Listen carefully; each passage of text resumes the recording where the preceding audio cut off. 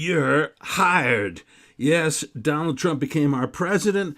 It's shaken the investment world, creating tremendous opportunities in many, many sectors. It's bifurcated the market incredibly. Let's dive right into it. Hey, I'm Courtney Smith. This is TradeSmith. This is your weekly video newsletter. We've been bringing the hammer to the markets for over 45 years. Let's rock and roll. Of course, let's rock and roll and understand this disclaimer deeply, deeply, deeply. Hey, S&P 500. Now, this is not that great of a chart, actually. So here's the thing. We have all the regular fundamental factors in play here, but but in the background, they're kind of a mixed bag with potentially higher interest rates in December from the Fed. But let's take a look at this from a pure technical point of view. We didn't make new highs. The purple predictor, I talked about this last week. It's just not that great. I mean, look, it's not as bad as it was before that tipped me off, and I then passed it on to you that we were going to go heading lower.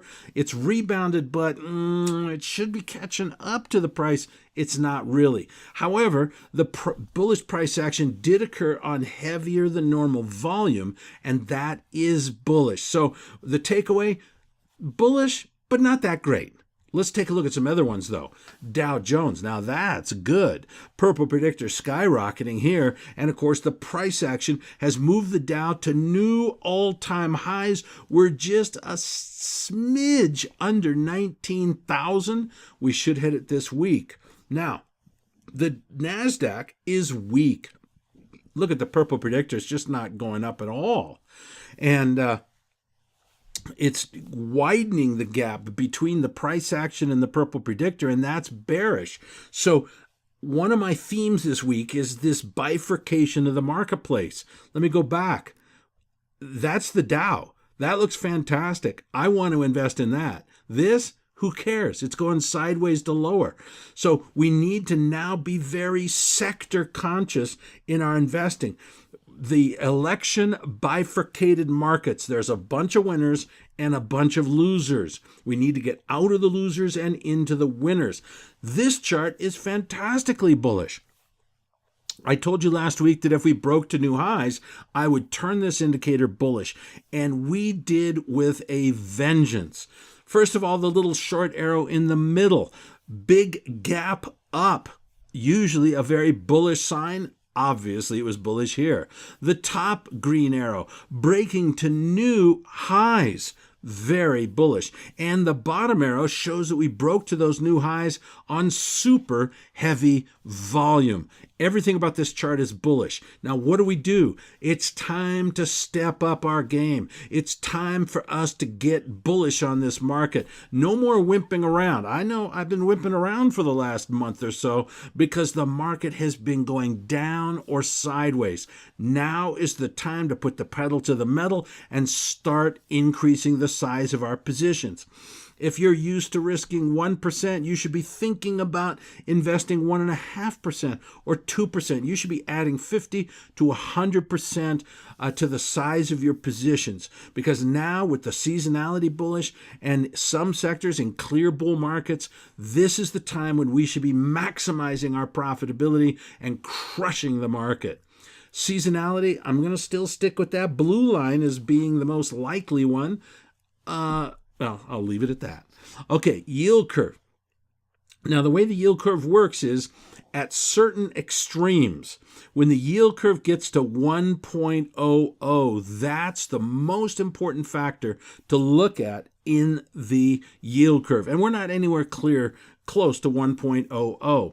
So when we see the yield curve go from a higher number to a lower number, which it has, then that keeps a cap on the market. It doesn't cause a bear market, but it doesn't allow the bull market to really explode to the upside.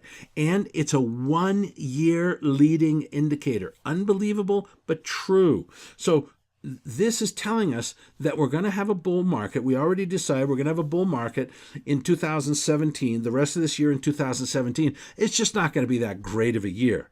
But notice to the far right, here in October, November, the yield curve has been stronger, which tells us that the fourth quarter of next year is going to be a very good year. Okay, asset allocation. Oh my goodness, look at this. Money is flooding out of the bond market and into the stock market. And that's billions and billions of dollars. And that's billions of selling going on in the bonds and buying in the stock market. A bifurcation, a strong bifurcation. The stock market risk indicator. Bam! Look at that thing. That's the strongest price movement in the last year. And what does it mean? It means that the market is looking for risk. It's looking to invest in the stock market. It's looking to invest in risky parts of the stock market, not hunkering down in utilities and consumer staples. This is bullish. Global shares, boring. Let's not trade these shares. They're boring, except Japanese shares. Now, I've been talking about Japanese shares. Now, here, what have I done here? I've changed the ETF. In the past, I've been showing you EWJ. EWJ is an ETF which mimics the Nikkei 225, but it includes the effect of the Japanese yen. So if the Nikkei goes up but the Japanese yen goes down, well, you could actually lose money being long. What this ETF does, DXJ, is it hedges out the currency. So all we're looking at is purely the Nikkei. And I'm bullish on the Nikkei, but I'm bearish on the yen. So this is the perfect instrument that I've been talking about for months. We're going to continue to see the Japanese stock market be very strong. Look to the US, look to the Japanese. You can pretty much dump everything else. Bonds, whoa, off the edge of a table or what? Look at that. First of all, big gap down. Big gap down. Bigger than any other gap on this chart. And the price accelerated on extra heavy volume. So look, bonds will stabilize this week. That's pretty much certain. But the bear market is not anywhere near over. Now, the getting short bonds has been called the widowmaker. Why? Because so many times when you get short bonds, they just turn around and go right back up. But I'm going to probably get into it one more time. Been short bonds now for months. You got to be short bonds. Interest rates on the long end are going higher, much, much higher in 2017. I'll talk about that more next week. Key factors in the bond. Gold is going down. That suggests interest rates should go down. The CRB is sideways, which suggests that interest rates should stay sideways. But the most important factor for many, many months has been the 10-year Treasury in Germany. That's the blue line. And it's saying higher interest rates, lower bond prices. How long have I been telling you? We broke out in early October. I've been telling you to be long the dollar. We're just made a new high close. We're going to continue to move higher. The dollar is in a major bull market that's going to take us through 2017. Why? Several reasons. Number one, the tightest monetary policy of major countries. Number two, the strongest economy in major countries. Number three, Trump has vowed to reduce the corporate tax rate to 15% from 35%, which means the U.S. will go from the highest corporate tax rates to middle of the pack. And that is going to be the third thing in the trifecta supporting the dollar. Look for much higher dollar values in the coming year. Gold, if dollar's going up, gold's going down. I told you last week we got up to that 1310 level. I told you gold was going to sell off. Okay, I didn't tell you it was going to sell off this badly because I didn't think it would sell off this badly. But nonetheless, that red line across the middle of the chart has been incredible support and incredible resistance now going back many, many months. The crackdown occurred on heavy volume. This is a bear market in gold. We do not want to be long gold. We want to be short gold now for sure. Once we broke those lows, got to be short. Another key thing, all of our indicators are bearish. All of our indicators are bearish. Did I say that all of our indicators are bearish? Well, they are. Got to be short. Gold, oil. We got down to these lows at $43.